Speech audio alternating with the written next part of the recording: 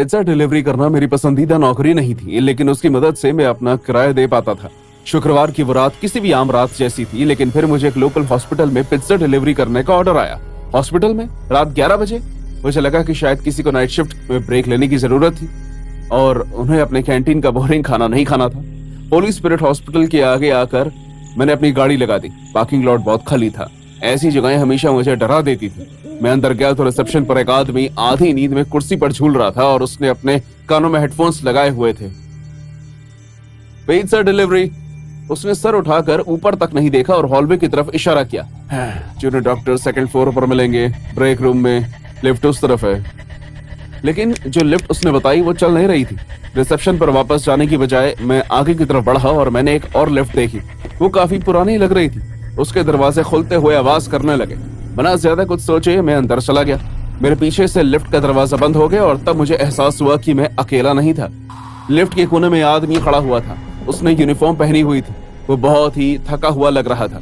उसकी त्वचा चिपचिपी और पीली थी, जैसे उसने कई वक्त से उजाला न देखा हो। उसका चेहरा गुस्से या फिर दर्द से भरा हुआ था, लेकिन उसकी आंखें उनमें जैसे जान ही नहीं थी। खाली। वो एक बार भी नहीं झपकी, सीधा सामने देखती रही। काफी मुश्किल शिफ्ट रही। उसने कोई जवाब नहीं दिया, बस वहीं खड़ा रहा। उसके हाथ में पीले रंग का बैंड था। मैंने एक बार उससे फिर से बात करने की कोशिश की। क्या तुम एक डॉक्टर हो या पेशेंट?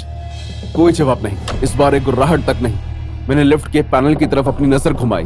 हम धीरे धीरे अगले माले की तरफ बढ़ रहे थे। लिफ्ट के अंदर की लाइट एक सेकंड के लिए झिलमिलाई और तब जाकर मैंने सुना एक हल्की गिरने की आवाज, जैसे हमारे ऊपर कोई चीज आकर गिरी हो। क्या तुमने वो सुना? मैं उसकी तरफ मुड़ा। उस आदमी का सर हल्का सा साइड की तरफ सरका। उसकी गर्दन अप्राकृतिक तरीके से मुड़ गई। वो आंखें जो पहले सामने देख रही थी अब मेरे ऊपर आकर टिक गई। उनमें गुस्सा और जंगलीपन था। धड़ाम। इस बार और भी ज्यादा तेज। किसी चीज या किसी इंसान के जोर से लिफ्ट के ऊपर गिरने की आवाज। मैं पीछे हट गया। मेरी सांसें तेज हो गई और गले में अटक गई।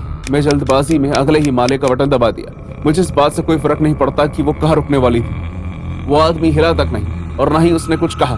उसकी मड़ी हुई गर्दन अभी भी मुझे देख रही थी। उसके होंठ अजीब ढंग से घूम रहे थे। वो बीमार लग रहा था। मुझे अचानक से याद आया कि इस हॉस्पिटल में एक खास मेंटल वार्ड का हिस्सा भी है और मैं बहुत डर गया। वो आदमी कोई मेंटल पेशेंट भी हो सकता था। आखिरकार दरवाजा खुले और मैं भागते हुए लिफ्ट से बाहर निकल गया। मैं सांस लेने के लिए पीछे मुड़ा और लिफ्ट का दरवाजा जोर से बंद हो गया। वो अभी भी अंदर था, लेकिन जैसे ही दरवाजे बंद हुए मैं कसम खाकर कहता हूँ कि मैंने उसके हाथ मुझे पकड़ने के लिए आगे बढ़ते हुए देखे, जैसे वो मेरा पीछा करने की कोशिश कर रहा हो। उस गलियारे में बहुत शांति थी, हद से ज्यादा शांति। जब मैं आगे चलने लगा तो मेरे पैरों की आवाज गूंजने लगी। मैं इस एहसास को अपने अंदर से बाहर नहीं निकाल पा रहा था कि कोई मुझे देख रहा है। मैं वहां पर बहुत ही डरा हुआ था। हेलो। कोई जवाब नहीं आया। मैं दूसरे दरवाजे से गुजरा। खिड़की पर अंधेरा छाया हुआ था। मैंने आंखें सिकोड़कर आगे आकर देखने की कोशिश की। तभी अचानक एक धमाका हुआ। दरवाजा जोर जोर से खड़खड़ाने लगा, जैसे कोई चीज अंदर से टकराई हो। मैं वापस कूद गया। मेरे सीने में दिल जोर से धड़क रहा था। मैं सांस रोककर दरवाजे की ओर देखता रहा, किस चीज के टूटने का इंतजार करता रहा। लेकिन एक पल के बाद गलियारे में फिर से सन्नाटा छा गया और तब जाकर मैंने देखा कि उस दरवाजे पर क्या लिखा था, मुर्दा घर। अब बस बहुत हो गया था। मैं कोई डिलीवरी नहीं करने वाला था, मुझे यहाँ से निकलना था। मैंने खुद को तैयार किया और सीढ़ियों की तरफ भागा। मैंने जोर से दरवाजा खोला और एक बार में 2 सीढ़ियां उतरने लगा। जब मैं पहले माले पर पहुंचा तो मैंने जोर से दरवाजा खोला और हॉलवे में एक नौजवान डॉक्टर से टकराते टकराते बचा। हे, आराम से, तुम ठीक तो हो? मेरी सांस चढ़ी हुई थी। मैं ठीक से बात नहीं कर पा रहा था।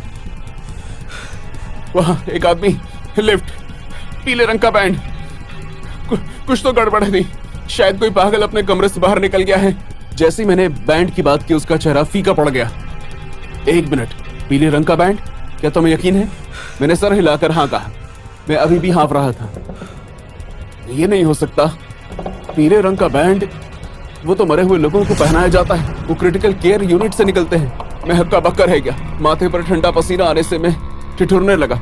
मैं हकलाते हुए उसकी बात समझने की कोशिश करने लगा। लेकिन वो लिफ्ट में मेरे साथ था। वो लिफ्ट तो कई महीनों से बंद पड़ी है। मेरा गला सूख गया। मेरे शरीर में एक अजीब सी कंपन होने लगी।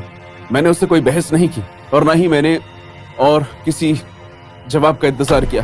मैं बस मुड़ा और बाहर भागा, लेकिन जैसे ही मैं आगे बढ़ा, हॉस्पिटल के दरवाजे अपने आप खुल गए, जैसे वो मेरे आने की उम्मीद कर रहे हों।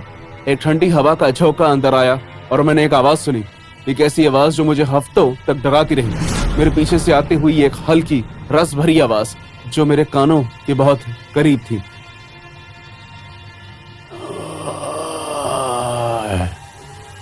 अगली बार मैं तुम्हारे पीछे आऊंगा।